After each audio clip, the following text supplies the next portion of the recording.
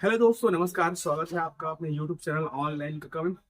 इस वीडियो में हम लोग देखने वाले हैं कि जो 2023 का शिक्षक भर्ती था, ठीक है, उस शिक्षक भर्ती में कौन कौन से पद में, ठीक है, कितने कितना पोस्ट बचा हुआ है। चाहे वो सहायक शिक्षक हो या लेक्चरर व्याख्याता पोस्ट हो। इसके संबंध में एक जानकारी सामने आया है और इसके साथ साथ बहुत लोग ये भी इंतजार कर रहे थे कि जो छठवां काउंसलिंग है, ठीक है, वो छठवां काउंसलिंग के लिए कितने पद बचे हैं, वो कब से स्टार्ट हो सकता है। एंड पांचवा जो काउंसलिंग है, ठीक है, उसमें कहाँ तक का, कितना रैंक तक का गया है। तो ऐसे बहुत सारे सवाल है जिसका जवाब इस वीडियो में आपको मिलने वाला है। ठीक है, तो चलिए फटाफट इस वीडियो को बिना किसी देरी के शुरू करते हैं। आप यदि पहली बार हमारे चैनल में आएंगे तो सब्सक्राइब जरूर करेंगे, वीडियो अच्छा लगेगा तो लाइक करेंगे। ठीक है, तो सबसे पहले यहाँ पे आप देखेंगे ये जो है लोक शिक्षण संचालनालय से यहाँ पे आया हुआ है। मैं बगल में इसमें लगा देता हूँ, आप देख सकते हैं। ठीक है, 13 अगस्त का ये नोटिस है। ठीक है, इसमें ये है, कुछ जानकारी पूछा गया है कि छत्तीसगढ़ में शिक्षक भर्ती 2023 में शिक्षक वर्ग 2 षष्टम चरण की काउंसलिंग पुनः शुरू करते हुए कट ऑफ जारी रहे करने बाबत। ठीक है, इसके लिए आपको पता होगा कि बहुत सारे जो छात्र हैं जो छठवें काउंसलिंग के लिए बार बार डीपीआई का दौरा किए हैं, कई बार ज्ञापन वगैरह दिए, तब कहीं जाके ये चीज निकल कर सामने आया है। ठीक है, तो जानकारी इसमें क्या क्या मांगा गया देखिए। यह कि शिक्षक के पद पर पांचवें चरण की सूची और सहायक शिक्षक व व्याख्याता के पद पर चौथे चरण की काउंसलिंग भर्ती उपरांत कितने पद शेष है। ठीक है, टीचर में पांचवा काउंसलिंग के बाद, ठीक है, और सहायक शिक्षक में और व्याख्याता में चौथा काउंसलिंग के बाद कितने पद शेष हैं उसको पूछा गया। इसमें बता रहे हैं शिक्षक पद के पांचवें चरण की काउंसलिंग के उपरांत 915 पद शेष हैं। व्याख्याता में आपका है 4 चरण की काउंसलिंग के पश्चात 60 पद शेष हैं। रिक्तियों की संख्या परिवर्तनीय है। सहायक शिक्षक के पदों पर नियुक्ति का प्रकरण माननीय उच्चतम न्यायालय के अंतर्गत विचाराधीन है। अब सहायक शिक्षक वाला जो मैटर है, आप लोग को पता होगा कि 28 अगस्त को उसका फैसला आने वाला है। तो उसके संबंध में इसमें लिखा गया है कि जो माननीय उच्चतम न्यायालय है यानी कि सुप्रीम कोर्ट, उसके अंतर्गत क्या है, विचाराधीन है। आगे इसमें बढ़ जाते हैं हम लोग। सेकंड प्रश्न इसमें ये पूछा गया कि यह कि शिक्षक के छठवें चरण की काउंसलिंग और व्याख्याता के पांचवें चरण की जो काउंसलिंग है वो कब से स्टार्ट होगा, प्रारंभ होगा।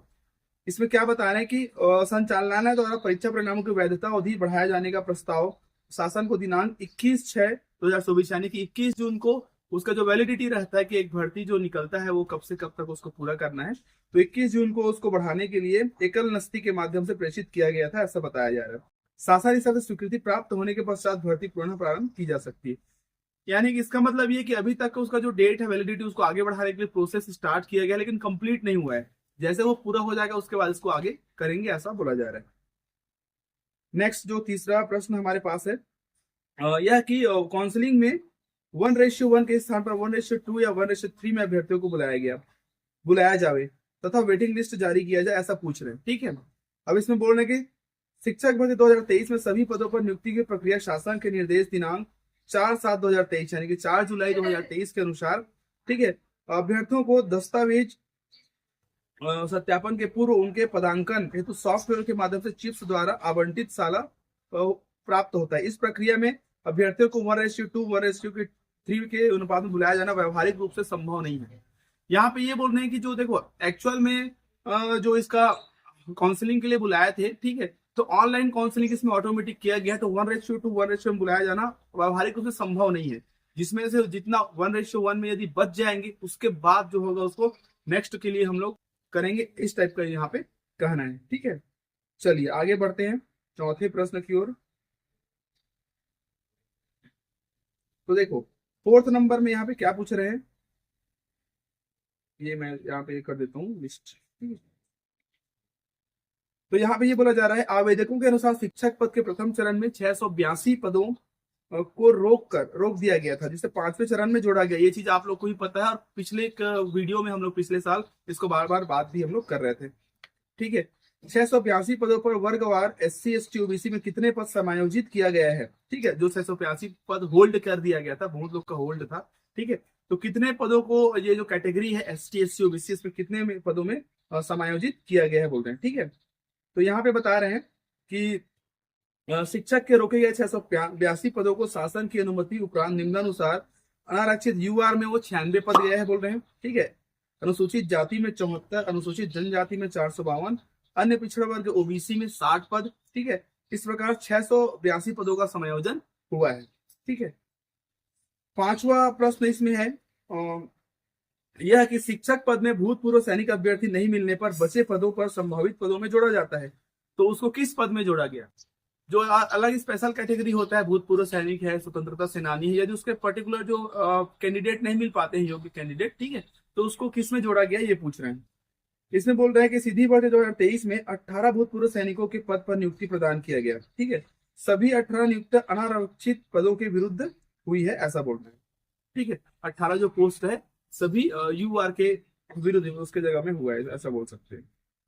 चलिए नेक्स्ट है यह कि आवेदकों ने यह भी आरोप लगाया कि लोकसभा चुनाव 2024 के संपन्न होने एवं आदर्श आचार संहिता के समाप्त होने के उपरांत भर्ती प्रक्रिया शुरू नहीं होने से परीक्षा परिणाम की वैधता समाप्त हो गई है, ऐसा बोल रहे हैं।